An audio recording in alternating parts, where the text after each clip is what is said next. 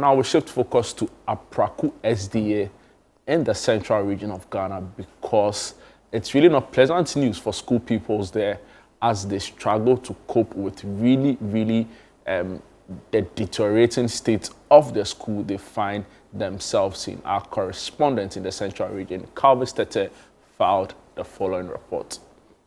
And the SDA basic school at Apraku in the Gomoa East district of the central region has become a death trap. Deep cracks developed in the building and other structural damages are posing threat and danger to the pupils and teachers of the school. These, among other challenges, are hindering academic activities in the school.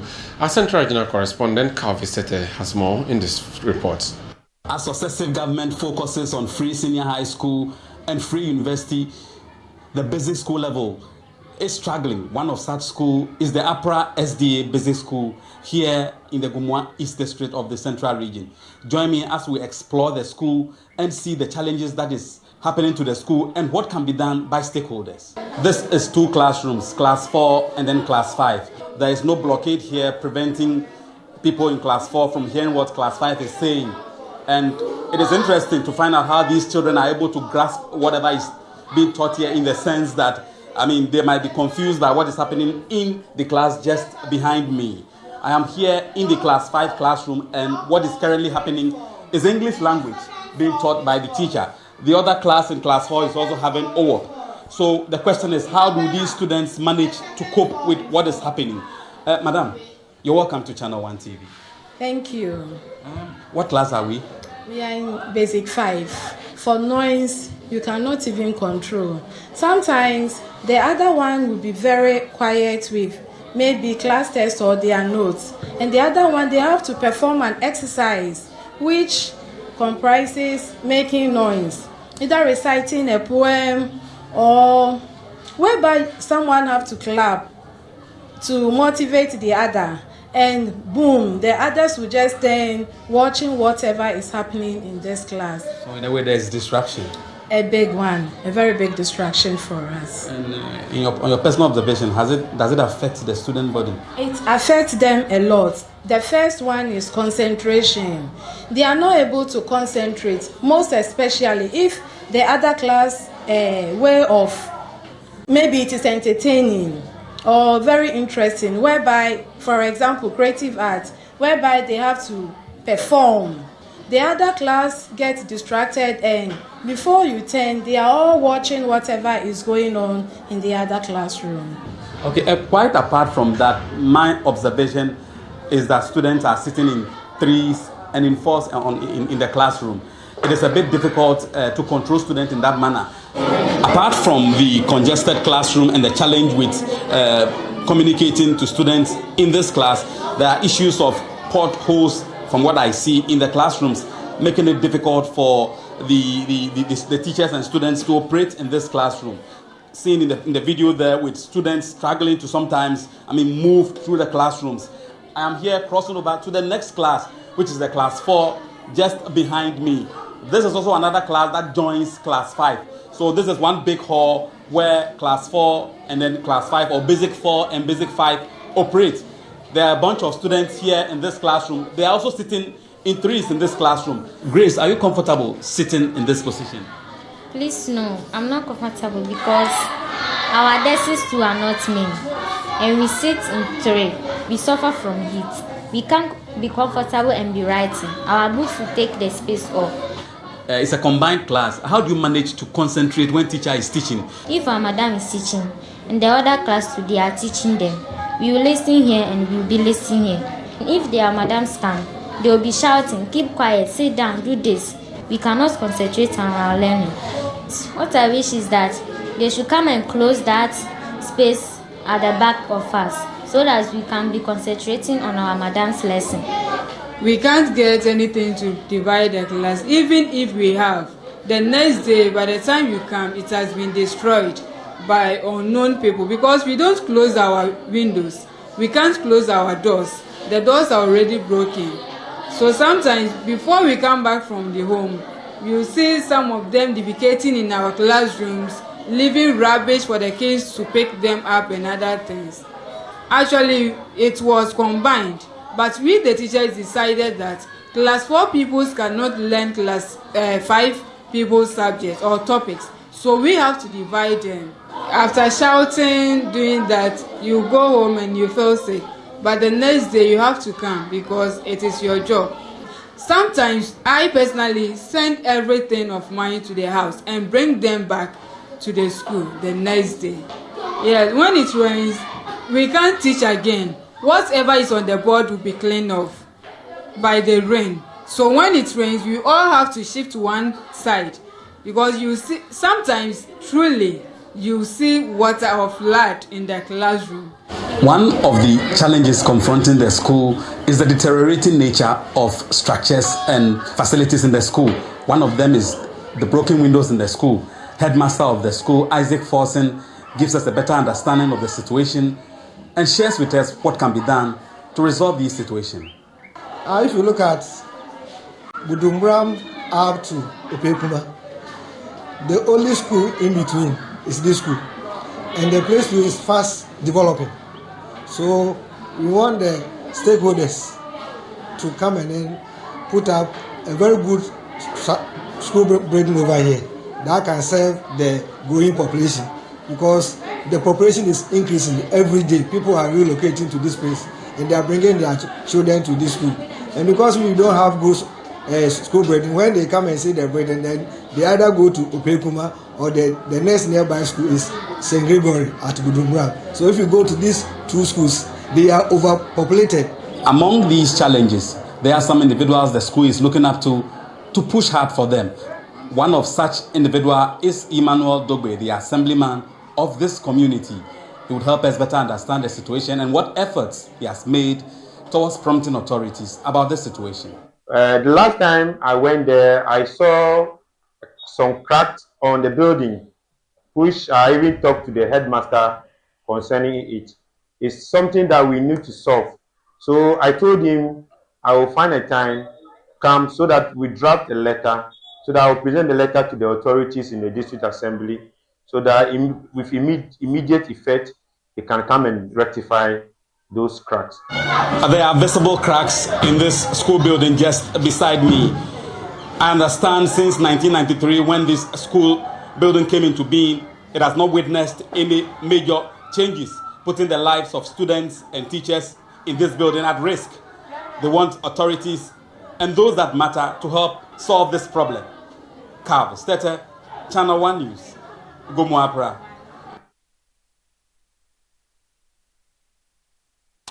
So this is the really serious situation in the Apraku SDA school in the Gomoa East district here in this country. Really shocking scenes. It makes no sense absolutely how effective teaching and learning can be in a space like that. To throw more light on this situation, we're joined by our Central Regional correspondent, Calvin Stete, who went to that school, filed that report, and has some additional information to share on the state of the school in Apraku SDA. Calvin, good morning and welcome to Sunday Breakfast on Channel One TV. All right, thank you, dude.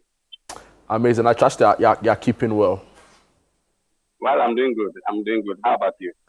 I'm myself and now who is also in here with me. We are good. We are good. Amazing. Calvin, tell us. Let's start by telling us this location of the school. We know it's in Gomoa East. We know it's in the central region. But where exactly can we find the Apraku SDA school? Well, the Apra SDA Basic School is located some few meters away from Kaswa, on the highway from Kaswa towards Budumburam. Just after some few meters away from Budumburam. On your left-hand side, there's a road that links to that school. It goes straight into the school. So it's some few meters away from Kaswa. Interestingly, its proximity to Kaswa is quite close. But, I mean, in terms of development, they are far, far, far behind in the sense that the entire school structure is not in good shape. There are cracks that have taken over the entire school structure, making it unsafe for school children to study under such a situation. But, they are left with no choice. And I don't think the authorities would want to wait for the unfortunate incident to happen before they make a move. It's worrying to see that, even in some of the classrooms, the children are packed there are huge numbers in the classroom. The basic 4 and basic 5 class, for instance, is just one big hall that has been opened, and then all the students are packed there. Almost about 60 or 70 students are just in that class.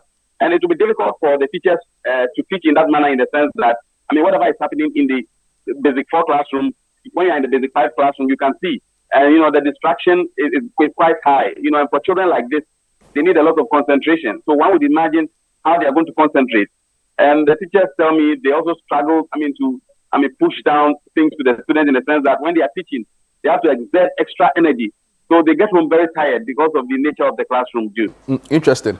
Can you give us a sense of the number of students in the school? Well, the entire school population is almost about 400 from what I was told. But the basic 4 and 5 alone, it's almost about 80 students in that classroom. Just imagine how they are going to manage with just 2 teachers in an open class just like that. So let's create the picture clearly for our viewers. You are saying that in the basic 4 and 5 classroom, what we call class 4 and class 5, when teaching is ongoing, the students are in just one big hall with no clear partition. So whatever is happening in the class 4 class, for example, spills over to the class 5 classroom, in quotes, because it's just an open space. Is that what you're saying? And that is exactly the situation. When I got into the class, what I noticed was that the basic 4 and basic 5 have no partitioning. For reasons I don't know why it has not been partitioned. And children at that age need a lot of concentration. And they are also seated in 4 and 5 on one desk. And so there are a lot of things that would disrupt their attention from whatever is being taught in the class. It's difficult for these children to manage, Jude. It's very, very difficult. Because, one teacher, in one breath, the teacher is teaching O. In another breath, the other teacher is also teaching English. Yeah. Just imagine how you are going to concentrate in this classroom, Jude. It's interesting. Now has a couple of questions for you. Yes. I want to know if it's just class 4 and 5 that are in like that. Is it just class 4 and 5? Or the other classes, let's say 1 and 2, or 5 and 6? Or it's just 4 and 5? It's just the 4 and 5 that has that structure. But even in class 1, when I got there were some details the headmaster told me. When I got to class 1, actually the class 1 class was used initially as a hen coop. It's a classroom. Somebody used that place as a farm. He was rearing animals there. And so they needed structure. So they have to eventually convert that class for class 1. The hen coop, you mean the hen coop? The hen coop, yes. Yes. And they have to convert that structure into class 1 for the class 1 students to occupy. That's quite sad to see that, we are in a country with an MP, and there's leadership here, and then children are in such conditions, struggling to just have basic education now. Right. So in your report, I heard that the school has been there since 1993. Do you know if they've made any reports, or this is the first? Do you know if the teachers or the authorities have made any reports to probably the MPs or anybody in high places? Well, I spoke to the headmaster, and then he said he has connected with the assemblyman for the area. They have made several reports towards something the Gumwa East District Assembly, which is the umbrella body under which the school calls, and then the MP. But nothing has happened until now. And, quite apart from these challenges, the students also have challenges with water. The area has not got water. I learned that 2 students drowned in a stream just nearby in an attempt to go and fetch water to bath and then come to school. Wow. So their challenges are enormous, and that school really needs help. The assemblyman said they have pushed and pushed and pushed, but help is not forthcoming. And so he's hoping that, this report will actually prompt, people who have the means to support the school in that direction. Wow. And the teachers, whilst you were talking to them, do they sound like they really want to get this done, like to teach, or they just want to be there? Because, if the things you're working with are not really in good shape, sometimes there's no motivation waking up in the morning to, go to a place that you have to struggle, to actually work. You really want to work, but then the avenues for you to work is not really in good condition. Whilst talking to them, do they sound like they really, really want to do this? Well, when I spoke to those teachers, the female teachers in Basic 4 and 5, I mean, you could see from their demeanor that they're actually tired of the situation. But, like the ordinary Ghanaian, there's no job and they have to manage with such situation. You see, they are hoping that the situation will change. But from the look of things, hope is not forthcoming. I mean, so they are very happy that this report has come out, that it will prompt people, to actually shift their attention to Gomapra to see how best they can help. The teachers tell me that sometimes they exert too much energy to the extent that when they go home, they find it difficult. In their throat, the talking is too much to control about 80 students in a class. To the extent that when they get home, they are too tired to even wake up for the next day. But then they have to, push themselves extra hard to come and deliver. So the teachers have had to go through this for years. And most of them, when they are posted there, after a period of time, they will seek transfer. When they get tired and they see that the situation is not, being resolved, they just seek for transfer. So the headmaster is the one who is always in trouble looking for teachers. Wow. What have the local assembly, right, and also the local education district been saying about rectifying the situation in there? We know that the local assembly play a role in trying to address some of these concerns. The member of parliament for the area as well, Desmond de Graft Spetu, has this come to their notice, and what are some of the things they've been saying to you with regards to addressing the challenges at the Apraku SDA school?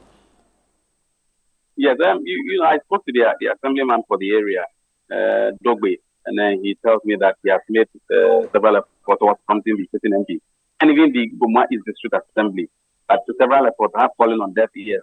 And he's hoping that now that the MP has had his mandate renewed this time around, he's going to push him further. To shift his attention a bit to the school, which is one of the schools in the area that focuses on helping a lot of students in that area.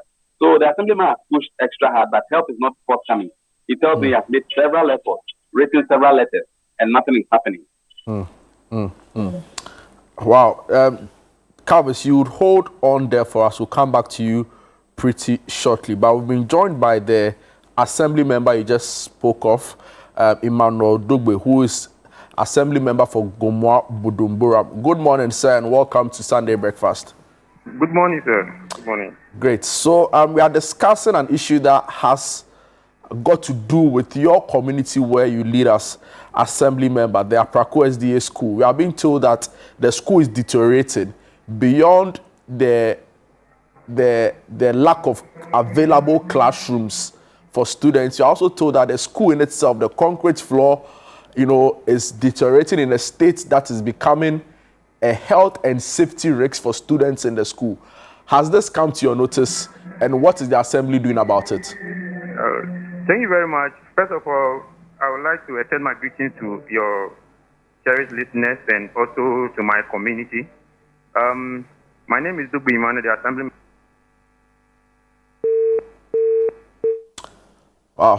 Unfortunately, we seem to have lost Mr. Emmanuel Dugbe, who is the assembly member for Gomwa Budumburam.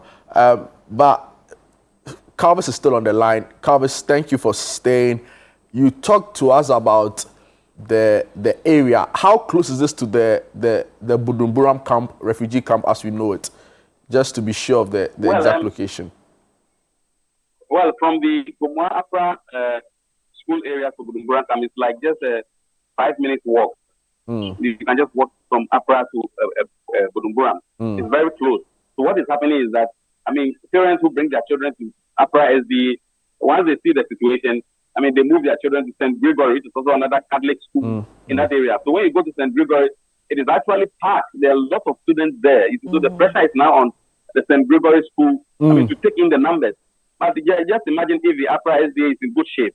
They will split the numbers. But now the school in St. Gregory is actually packed to the extent that, teachers sometimes struggle with the numbers. Interesting. Calvis, it's a big challenge. So please kindly still stay on. We'll come to you pretty shortly. But we've been joined again by Emmanuel Dugbe, who is the assembly member for Gomwa Budumburam. Good morning again and welcome to Sunday Breakfast, sir. Good morning once again.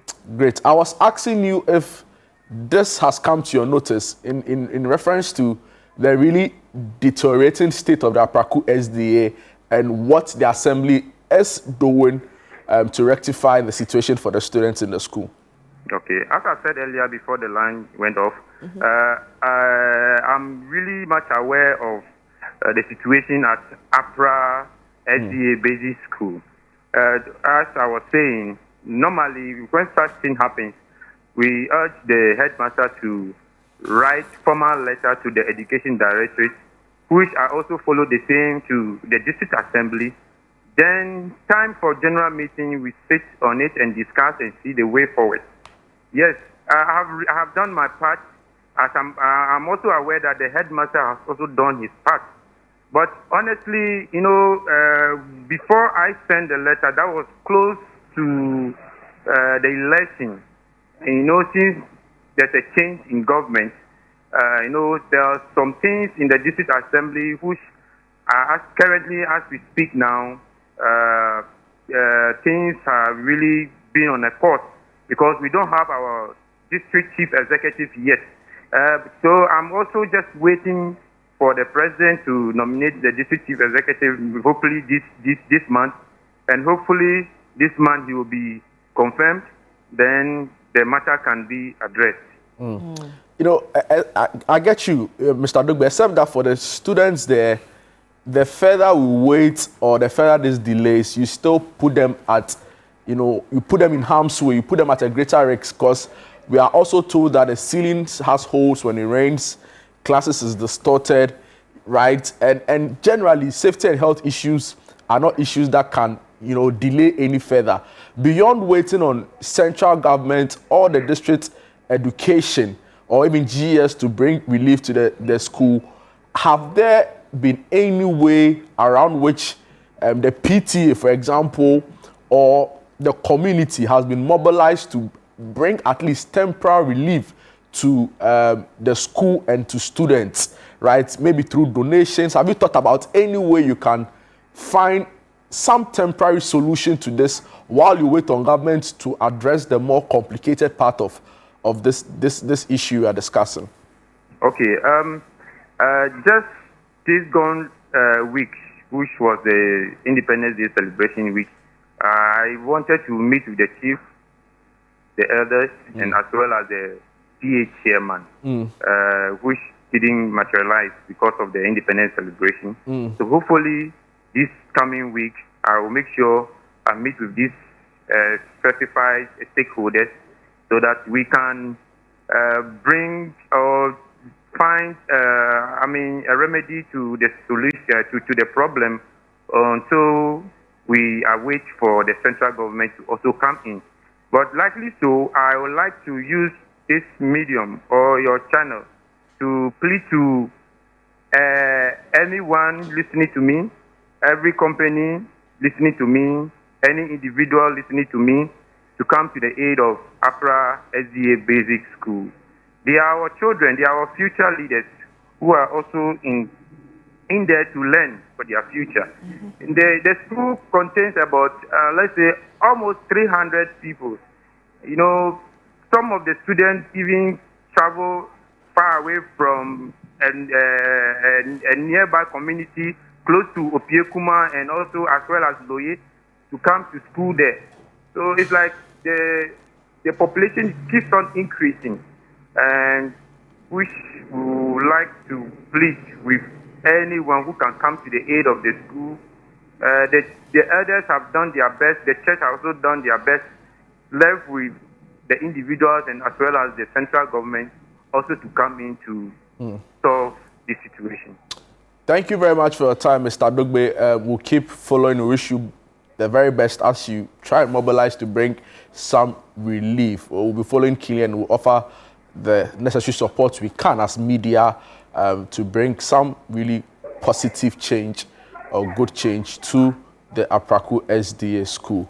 But now we still have Calvis on the line. So, Calvis, finally, beyond the challenges we see in the Apraku SDA school, right, generally in the community, Gomoa East, what are the other challenges they face? What's the state of their roads? You know, just talk to us briefly about the community and other challenges they face there. Well, not quite long ago, the the actual administration, made Goma East a metropolitan. Goma East have challenges with road network, a lot of challenges. It's one of the biggest in terms of numbers in the central region population. It's bigger than the Utu Senya, which is Kaswa. The numbers is actually big, and this is because people who migrate to Kaswa from Accra, once they don't have space in Kaswa, the next community is Goma East. So the numbers there is quite huge. And the last time I spoke to the district chief executive, he said that they are hoping that now that they have had a metropolitan status, the numbers development will come to the area. They are hoping that their road network, the challenges such as water and all those things will be addressed. But Goma East actually has problem with road network, quite bad. Yeah, we'll let you go now, but very finally, in all of this, right? Where is the member of parliament? What has he been saying? Have you reached out to him? Have you heard from him on some of the concerns residents in the area have raised, and what you have also observed, as a journalist covering the region? Well, the member of parliament, I've not heard from him, but from after speaking to the assemblyman, he said he has prompted the member of parliament of the issue. That was before the elections, and then he made mention that he's hoping that after the elections, he would actually have time to come in and assess the extent of damage in the school, and then see how best he would address the situation. So as we speak now, we are waiting for him to actually come to the school and come and then see how the situation is, and hope he's going to help the school. Jude. Thank you so much for your time, Calvis Tete. Well, thank you very much. Thank you, Jude. Thank you so much for bringing this to light. Thank you, Calvis. And well, that's a very devastating situation over there, and we hope that help comes to them immediately, because having cracks in the building is not a good thing. Could you have studied in a school like that? I'm sorry. I'm sorry, but it's not their choice, right? They're children. It's not, they can't say anything. Their parents are the ones who are supposed to make the decision for them, whether to take them there or take them out. But you don't have a choice to say that my mom said go to that school. An economic decision for a lot of the students there, because they can't afford it in other places, right? So they don't have a choice. They don't have a choice. All right.